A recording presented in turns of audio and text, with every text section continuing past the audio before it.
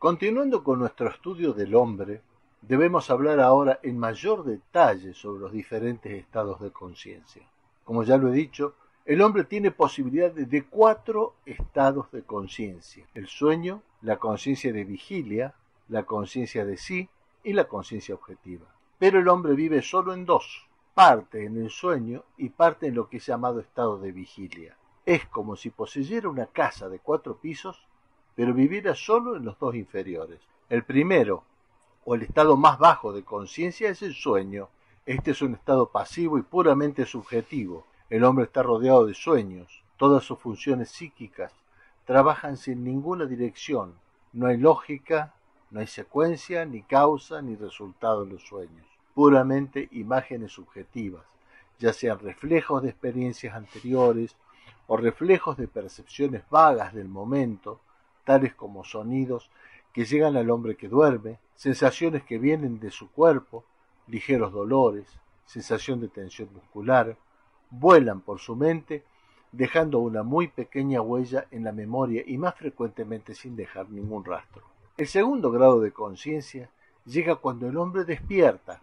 Este segundo estado, el estado en el que estamos ahora, es decir, en el que trabajamos, hablamos, imaginamos que somos seres conscientes y así sucesivamente, lo llamamos a menudo conciencia despierta o conciencia lúcida, cuando en realidad debería llamarse sueño despierto o conciencia relativa. Explicaremos más adelante este término. Aquí es necesario comprender que el primer estado de conciencia, esto es, el sueño, no desaparece cuando llega el segundo, es decir, cuando el hombre despierta. El sueño continúa con todos sus sueños e impresiones, solo se le agrega una actitud más crítica hacia las propias impresiones, pensamientos mejor hilvanados y acciones más disciplinadas. Y gracias a lo vivido de las impresiones sensoriales, a los deseos y a los sentimientos, especialmente el deseo de contradicción o de imposibilidad, cuya ausencia es total en el sueño, los sueños se vuelven invisibles,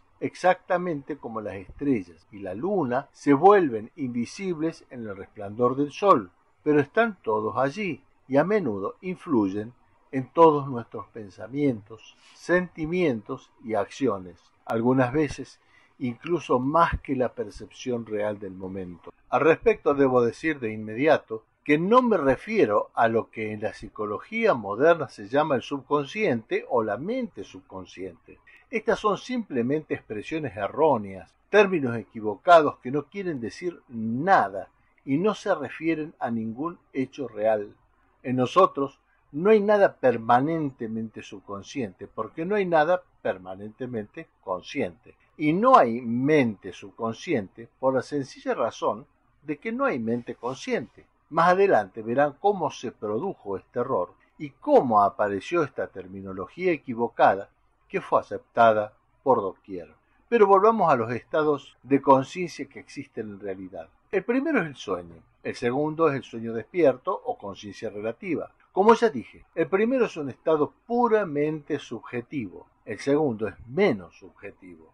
El hombre ya distingue entre el yo y el no yo, es decir, entre su cuerpo y los objetos que difieren de su cuerpo, y puede hasta cierto punto orientarse entre ellos y conocer su posición y cualidades. Pero no se puede decir que en este estado el hombre está despierto, porque está muy fuertemente influenciado por los sueños y de hecho vive más en sueños que en la realidad. Todos los absurdos y todas las contradicciones de la gente y de la vida humana en general se pueden explicar cuando nos damos cuenta de que la gente vive en el sueño, hace todo en el sueño y no sabe que están dormidos. Es útil el recordar que este es el significado interior de numerosas doctrinas antiguas. La que mejor conocemos es el cristianismo o la enseñanza de los evangelios, en la cual la idea de que los hombres viven en el sueño y de que ante todo deben despertar es la base de todas las explicaciones de la vida humana, aunque muy raramente se la entienda como debiera ser comprendida, en este caso literalmente. Pero la pregunta es, ¿cómo puede despertar un hombre? La enseñanza de los evangelios exige el despertar, pero no dice cómo despertar. No obstante, El estudio psicológico de la conciencia muestra que sólo cuando un hombre se da cuenta de que está dormido se puede decir que está en el camino del despertar. Jamás podrá despertar si no se da cuenta antes de su sueño. Estos dos estados, sueño y sueño despierto, son los dos únicos estados de conciencia en que vive el hombre. Además de ellos, hay dos estados de conciencia posibles para el hombre, pero solo le son accesibles después de una dura y prolongada lucha. Estos dos estados superiores de conciencia se llaman conciencia de sí y conciencia objetiva. Generalmente creemos que poseemos la conciencia de sí, es decir, que estamos conscientes de nosotros mismos, o en todo caso, que podemos ser conscientes de nosotros mismos en el momento que queramos. Pero la verdad, la conciencia de sí es un estado que nos atribuimos sin ningún derecho. La conciencia objetiva es un estado del cual no sabemos nada. La conciencia de sí es un estado en el cual el hombre llega a ser objetivo para consigo mismo, y la conciencia objetiva es un estado en el cual entra en contacto con el mundo real u objetivo del cual ahora está separado por los sentidos, sueños y estados subjetivos de conciencia. Se puede hacer otra definición de los cuatro estados de conciencia desde el punto de vista de la posible cognición de la verdad. En el primer estado de conciencia, es decir, en el sueño, no podemos saber nada de la verdad. Inclusive si nos llegan algunas percepciones o sentimientos reales, estos se mezclan con los sueños, y en el estado de sueño no podemos distinguir entre los sueños y la realidad. En el segundo estado de conciencia, es decir, en el sueño despierto, solo podemos conocer la verdad relativa, y es de allí de donde proviene el término conciencia relativa. En el tercer estado de conciencia, o sea, en el estado de conciencia de sí, podemos conocer toda la verdad sobre nosotros mismos. En el cuarto estado de conciencia, es decir, en el estado de conciencia objetiva, se supone que somos capaces de conocer toda la verdad sobre todas las cosas. Podemos estudiar las cosas en sí mismas, el mundo tal como es. Esto está tan lejos de nosotros que ni siquiera podemos pensar sobre ello de manera apropiada, y debemos tratar de comprender que hasta los vislumbres de conciencia objetiva solo pueden llegar en el estado plenamente desarrollado de conciencia de sí.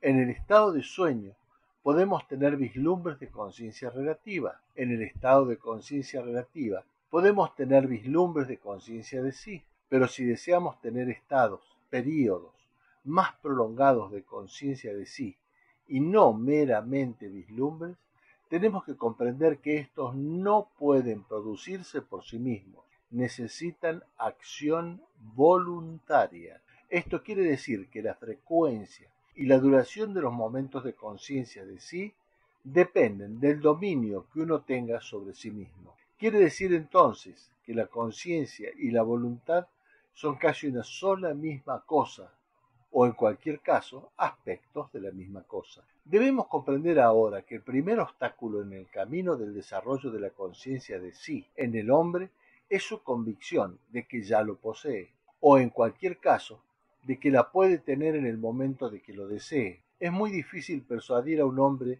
de que no está consciente, ni de que tampoco puede ser consciente a voluntad. Es particularmente muy difícil porque la naturaleza hace aquí una jugarreta muy graciosa. Si se le pregunta a un hombre si está consciente o si se le dice que no está consciente, contestará que sí lo está, y que es absurdo decir que no lo está porque lo está oyendo y lo comprende.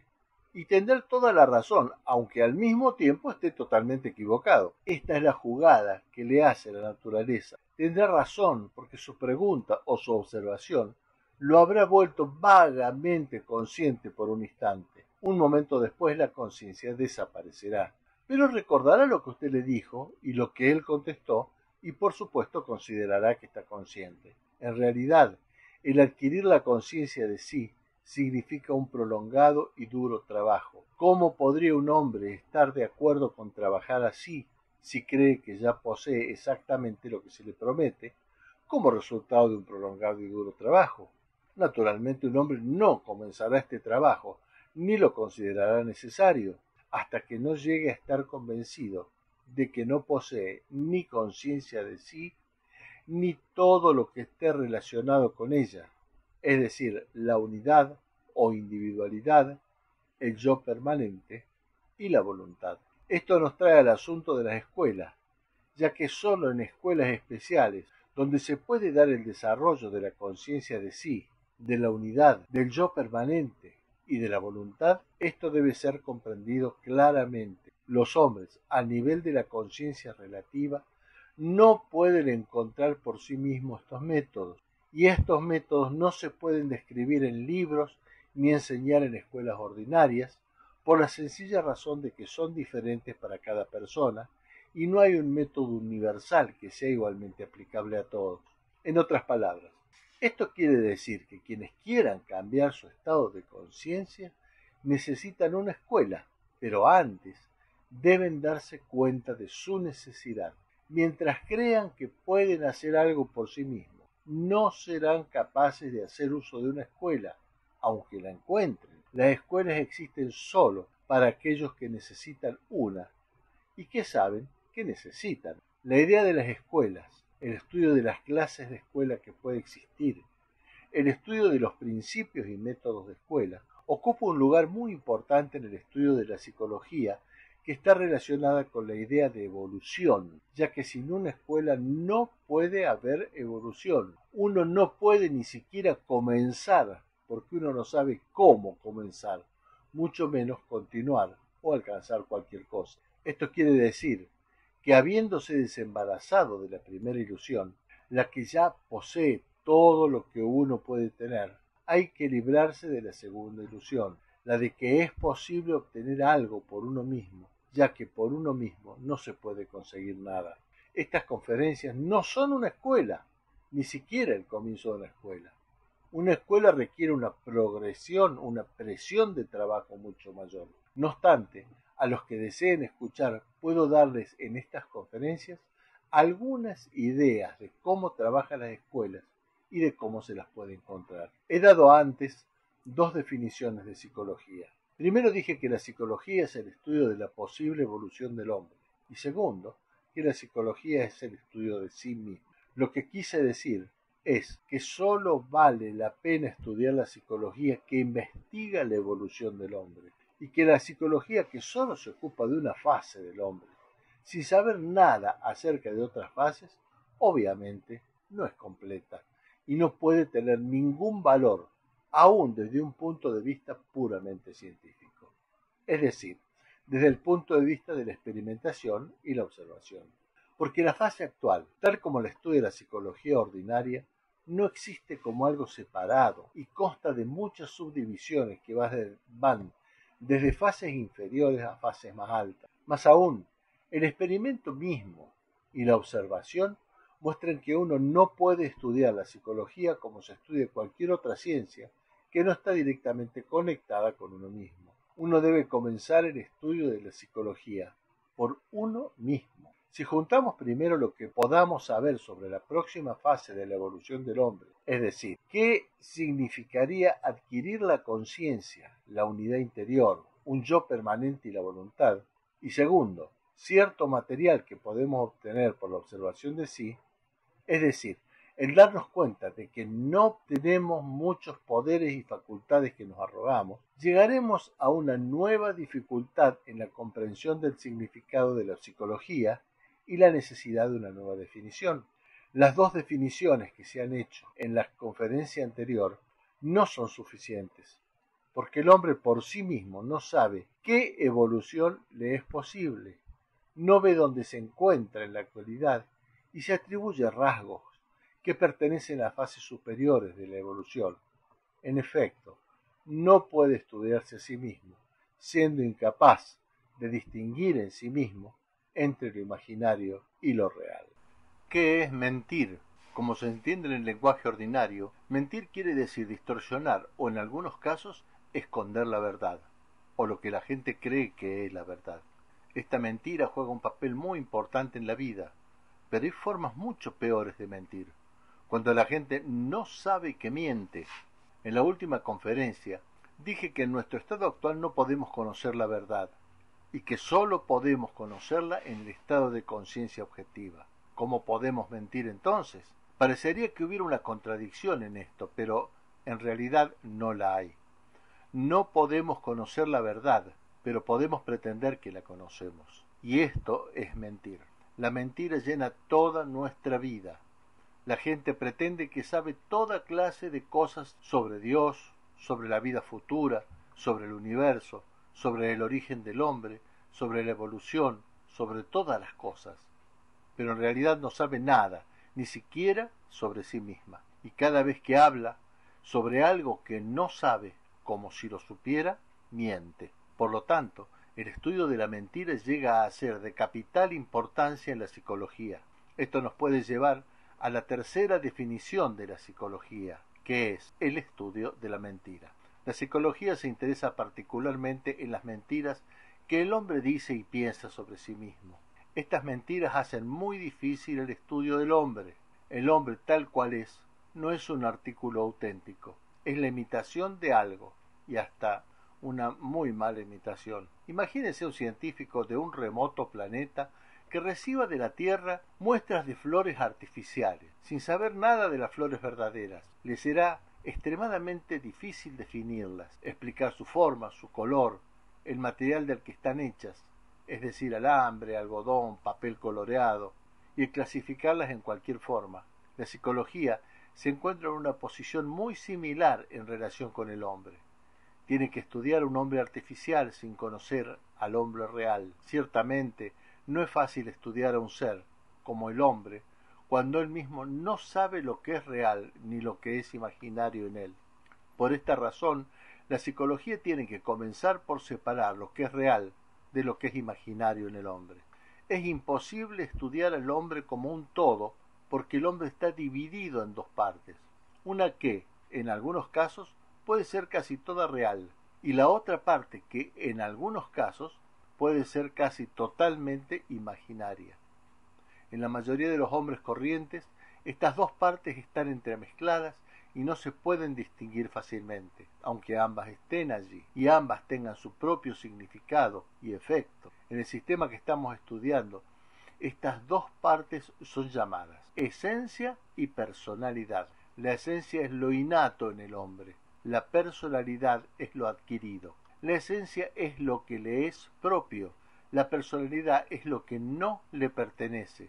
La esencia no se puede perder, no se le puede cambiar o dañar tan fácilmente como la personalidad. La personalidad puede ser cambiada casi completamente con el cambio de las circunstancias. Se puede perder o dañar fácilmente.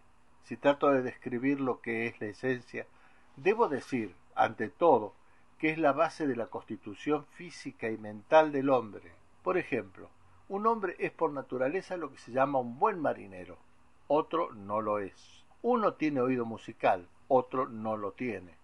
Uno tiene capacidad para idiomas, el otro no. Esta es la esencia. La personalidad es todo lo que se ha aprendido de una u otra manera, en lenguaje ordinario, consciente o inconscientemente. En la mayoría de los casos, inconscientemente. Significa por imitación, lo que en efecto desempeña un papel muy importante en el desarrollo de la personalidad. Aun en las funciones instintivas, las que naturalmente deberían estar libres de personalidad, hay generalmente muchos así llamados gustos adquiridos, es decir, toda clase de gustos y aversiones artificiales, todos adquiridos por imitación e imaginación. Estos gustos y aversiones artificiales desempeñan un papel muy importante y desastroso en la vida del hombre. Por naturaleza, al hombre le debería gustar lo que es bueno para él y tener aversión a lo que es malo para él. Pero esto es así solo mientras la esencia domina la personalidad, como debería serlo. En otras palabras, cuando un hombre es sano y normal, cuando la personalidad comienza a dominar a la esencia y cuando el hombre se vuelve menos sano, comienza a gustarle lo que es malo para él y a disgustarle lo que es bueno. Esto está relacionado con la causa principal de lo que puede estar mal en las relaciones mutuas entre la esencia y la personalidad.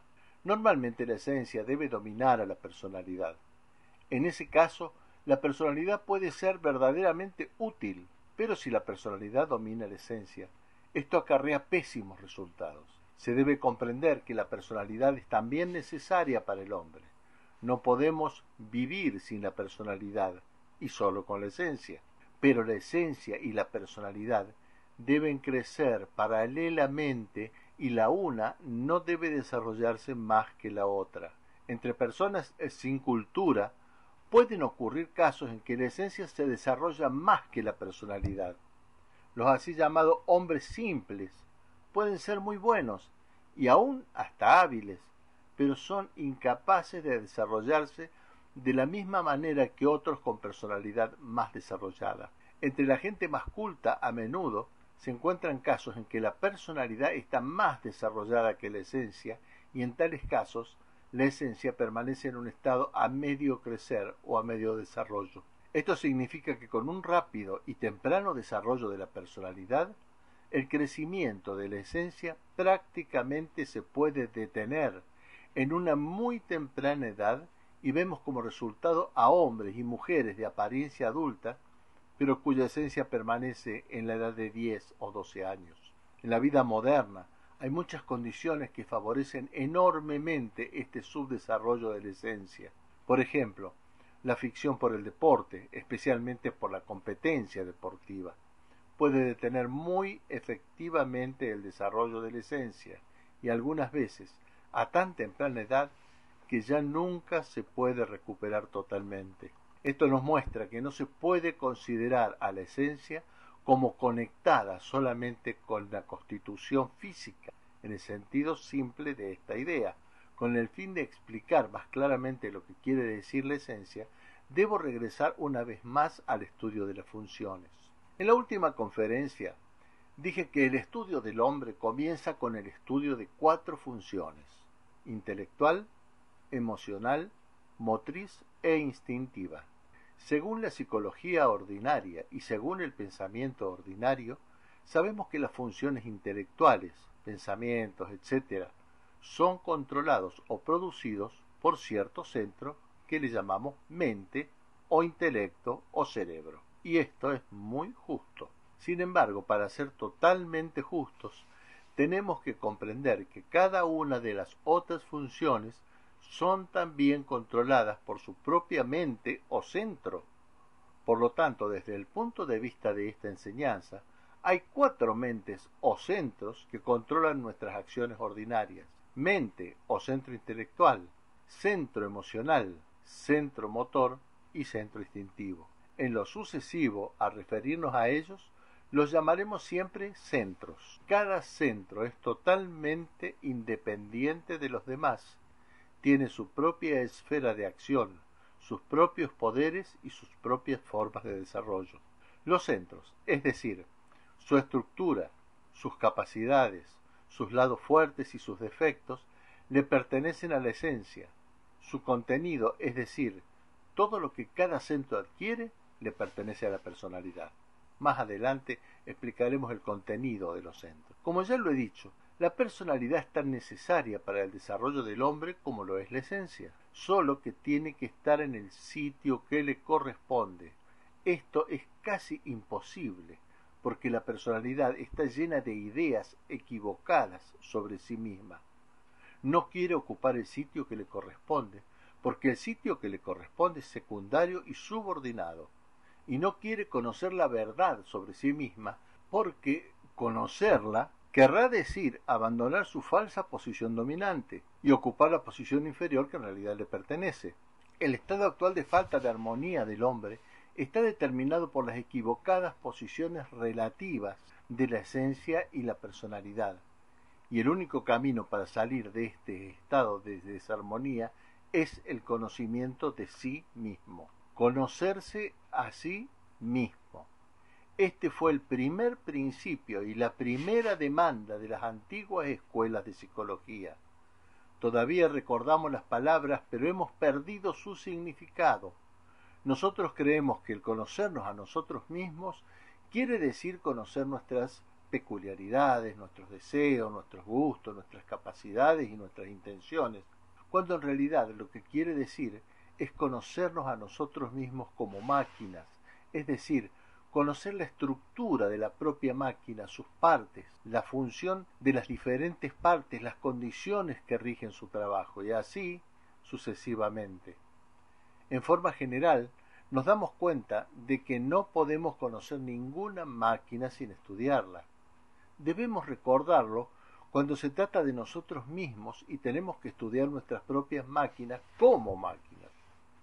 El medio para este estudio es la observación de sí mismo. No hay otra manera y nadie puede hacer este trabajo por nosotros. Tenemos que hacerlo nosotros mismos, pero antes de ello tenemos que aprender cómo observar. Quiero decir, tenemos que comprender el lado técnico de la observación. Debemos saber que es necesario observar diferentes funciones y distinguir una de otra, recordando al mismo tiempo acerca de los diferentes estados de conciencia, acerca de nuestro sueño, acerca de los numerosos yoes que hay en nosotros. Tales observaciones darán muy pronto resultado. Lo primero que notará un hombre es que no puede observar imparcialmente todo lo que encuentra en sí mismo. Algunas cosas le pueden agradar, otras le fastidiarán, lo irritarán, hasta lo horrorizarán, y no puede ser de otro modo. El hombre no se puede estudiar a sí mismo como a una estrella remota o como a un fósil raro. Naturalmente le agradará en él lo que favorece su desarrollo, le desagradará lo que hace un desarrollo más difícil o hasta imposible. Esto quiere decir que inmediatamente después de empezar a observarse a sí mismo, comenzará a distinguir rasgos útiles y rasgos dañinos en sí mismo, es decir, útiles o dañinos desde el punto de vista del posible conocimiento de sí, de su posible despertar, de su posible desarrollo. Verá en él lo que puede llegar a ser consciente y lo que no puede llegar a ser consciente y tiene que ser eliminado. Al observarse a sí mismo, debe recordar siempre que el estudio de sí es el primer paso hacia su posible evolución. Debemos ver ahora cuáles son aquellos rasgos dañinos que el hombre encuentra en sí mismo. En términos generales, todas son manifestaciones mecánicas. La primera, como ya se ha dicho, es mentir. La mentira es inevitable en la vida mecánica. Nadie puede escaparse de ella. Y cuando más uno cree que está libre de la mentira, tanto más está uno en ella. Tal cual es la vida, no podría existir sin la mentira. Pero desde el punto de vista psicológico, la mentira tiene otro significado. Quiere decir hablar sobre cosas que uno no conoce y que inclusive no puede conocer, como si uno las conociese y como si las pudiese conocer. Ustedes deben comprender que no estoy hablando desde ningún punto de vista moral. No hemos llegado aún a la cuestión de lo que es bueno y lo que es malo por sí. Hablo solo desde el punto de vista práctico, de lo que es útil y de lo que es dañino para el estudio de sí y para el desarrollo de sí. Comenzando de esta manera, el hombre aprende muy pronto a descubrir señales por las que puede conocer en sí mismo las manifestaciones dañinas. Descubre que cuanto más puede controlar una manifestación, tanto menos dañina puede ser, y que cuanto menos pueda controlarla, es decir, cuanto más mecánica sea, tanto más dañina puede llegar a ser. Cuando el hombre comprende esto, llega a tener miedo de mentir. Repito, no por causas morales, sino porque no puede controlar su mentira, porque la mentira lo controla a él, es decir, a sus otras funciones. El segundo rasgo peligroso que encuentra en sí mismo es la imaginación. Inmediatamente después de comenzar la observación de sí, llega a la conclusión de que el obstáculo principal para la observación es la imaginación. Quiere observar algo, pero en vez de ello, comienza en él la imaginación sobre ese algo, y se olvida de la observación. Muy pronto se da cuenta de que la gente le da a la palabra imaginación un significado totalmente artificial y totalmente inmerecido. En el sentido de facultad creativa o selectiva, se da cuenta de que la imaginación es una facultad destructiva que él nunca puede controlar y que siempre lo arrastra lejos de sus decisiones más conscientes en una dirección que no tenía intención de seguir. La imaginación es casi tan mala como la mentira. Es de hecho mentirse a sí mismo. El hombre comienza a imaginar algo para darse un placer y muy pronto comienza a creer en lo que imagina, o al menos en parte de ello. Además, o quizá aún antes, uno encuentra muchos efectos muy peligrosos en la expresión de las emociones negativas. El término emociones negativas expresa todas las emociones de violencia o depresión, compasión de sí mismo, cólera, suspicacia, miedo, fastidio, aburrimiento, desconfianza, celos, etc. Ordinariamente, uno acepta la expresión de estas emociones negativas como algo muy natural y hasta necesario. Muy a menudo la gente la llama sinceridad. Por supuesto, no tiene nada que ver con sinceridad. Es simplemente un signo de debilidad en el hombre, un signo de mal genio y de incapacidad de guardar para sí los motivos de queja. El hombre se da cuenta de esto cuando trata de oponérseles y al hacerlo aprende otra lección. Se da cuenta de que las manifestaciones mecánicas no basta con observarlas, es necesario resistirse a ellas, porque si no se les resiste, uno no puede observarlas. Aparecen en forma tan rápida, tan habitual y tan imperceptiblemente que es imposible notarlas si no se hacen esfuerzos suficientes para crearles obstáculos. Luego de la expresión de emociones negativas, uno nota en sí mismo o en otras personas otro curioso rasgo mecánico. Es el hablar. No hay nada dañino en el hecho mismo de hablar, pero en algunas personas, especialmente en aquellas que lo notan menos, es en realidad un vicio. Hablan todo el tiempo donde quiera que estén, mientras trabajan, mientras viajan y hasta mientras duermen. Nunca dejan de hablarle a alguien si hay alguien con quien hablar, y si no hay nadie, se hablan a sí mismos. Esto también no solo debe ser observado, sino resistido tanto como sea posible. Uno no puede observar nada si no controla su hablar.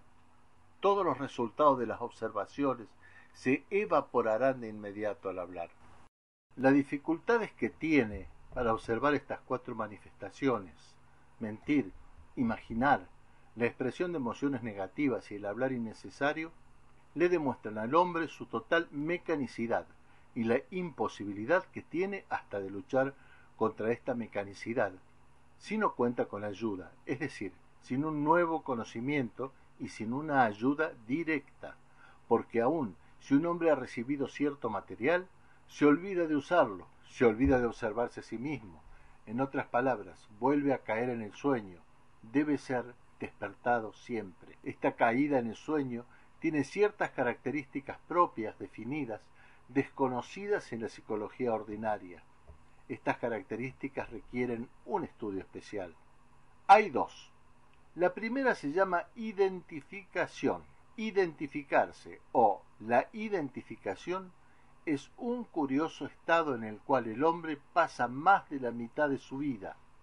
Se identifica con todo, con lo que dice, con lo que siente, con lo que cree, con lo que no cree, con lo que desea, con lo que no desea, con lo que le atrae o con lo que le repele. Todo lo absorbe y no puede separarse a sí mismo de la idea, del sentimiento o del objeto que lo absorbe.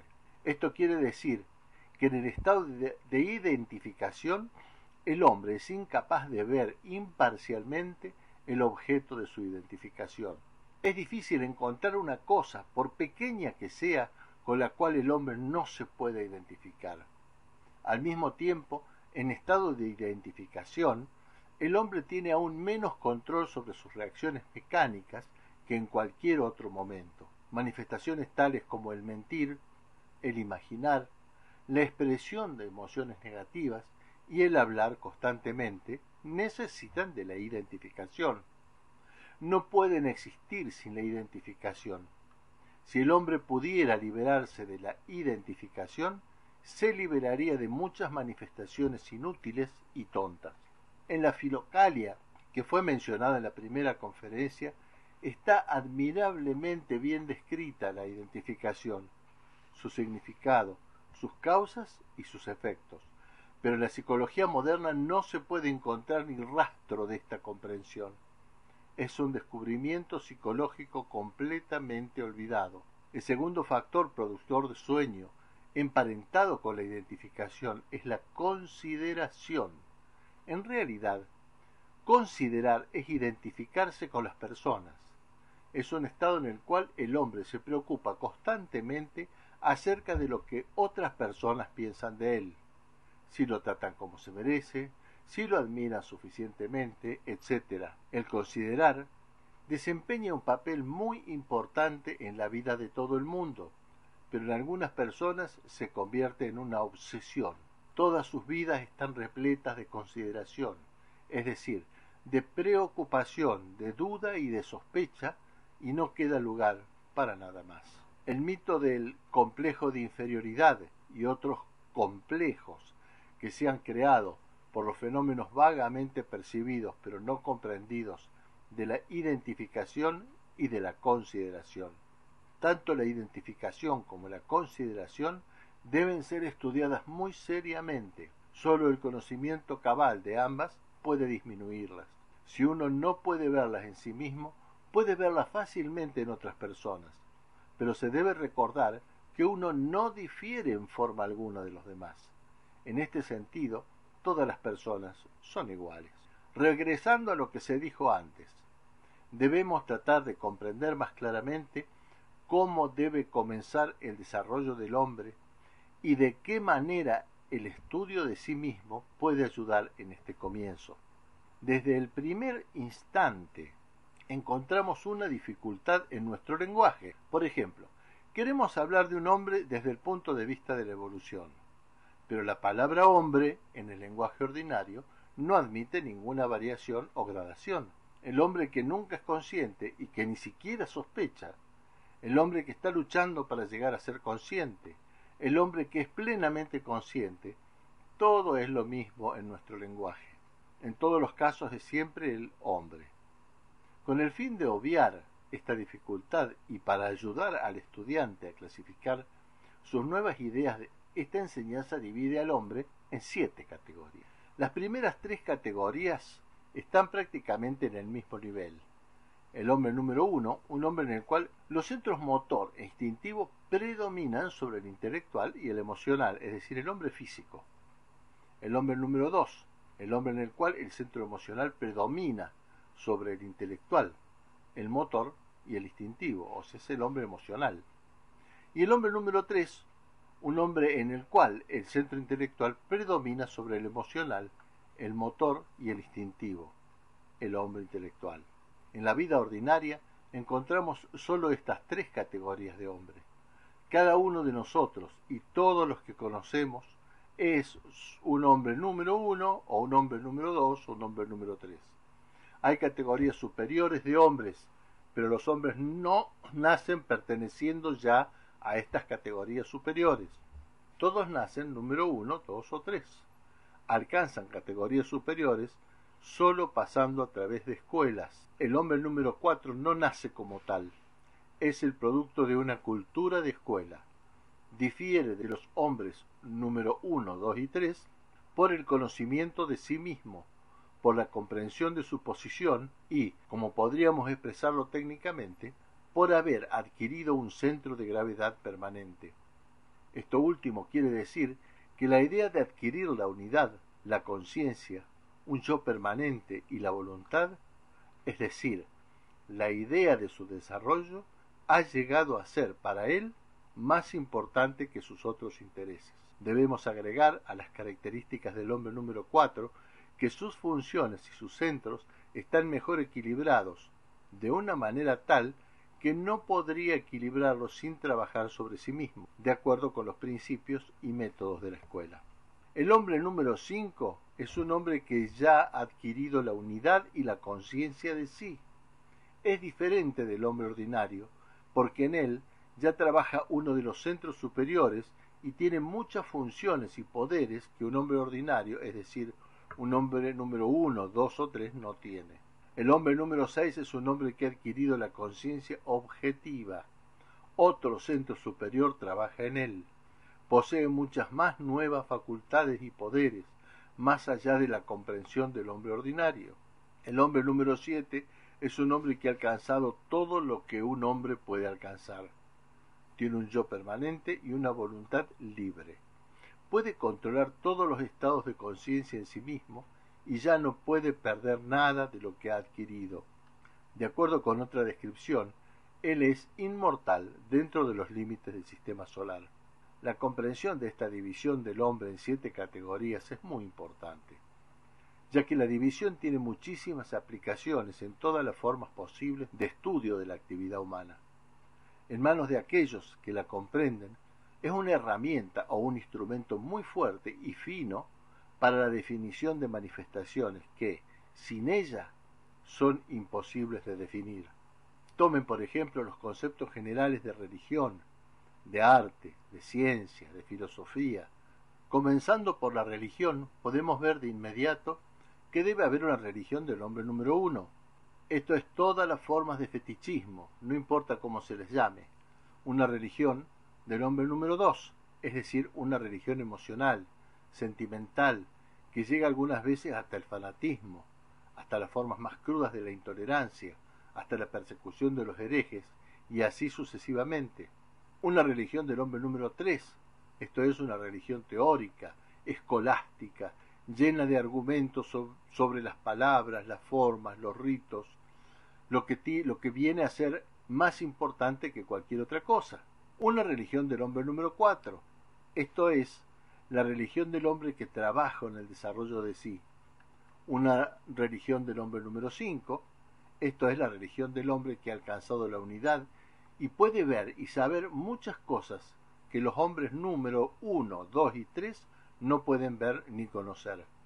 Luego, una religión del hombre número 6 y una religión del hombre número 7, sobre ninguna de las cuales podemos saber nada. La misma división se aplica al arte, a la ciencia y a la filosofía. Debe haber un arte del hombre número 1, un arte del hombre número 2 y un arte del hombre número 3. Una ciencia del hombre número 1, una ciencia del hombre número 2, una ciencia del hombre número 3, una ciencia del hombre número 4 y así sucesivamente. Ustedes deben tratar de encontrar ejemplos por su propia cuenta. Esta expansión de conceptos aumenta enormemente nuestra posibilidad de encontrar soluciones adecuadas a muchos de nuestros problemas. Esto significa que la enseñanza nos da la posibilidad de estudiar un nuevo lenguaje, es decir, nuevo para nosotros, que nos permitirá conectar ideas de categorías diferentes que en realidad están ligadas y separará ideas aparentemente de la misma categoría que en la realidad son diferentes. La división de la palabra hombre en 7 palabras, hombre número 1, 2, 3, 4, 5, 6 y 7, con todo lo que de esto se desprende, es un ejemplo de este nuevo lenguaje. Tenemos entonces una cuarta definición de la psicología como el estudio de un nuevo lenguaje, y este nuevo lenguaje es un lenguaje universal que la gente a veces trata de encontrar o inventar. La expresión de un lenguaje universal o lenguaje filosófico no debe ser tomada en sentido metafórico. El lenguaje es universal en el mismo sentido que los símbolos matemáticos son universales, y además contiene en sí mismo todo lo que la gente pueda pensar de ello. Hasta las pocas palabras que se han explicado de este lenguaje dan la posibilidad de pensar y de hablar con mayor precisión de la que es posible en el lenguaje ordinario, que usa cualquiera de las terminologías y nomenclaturas científicas o filosóficas existentes.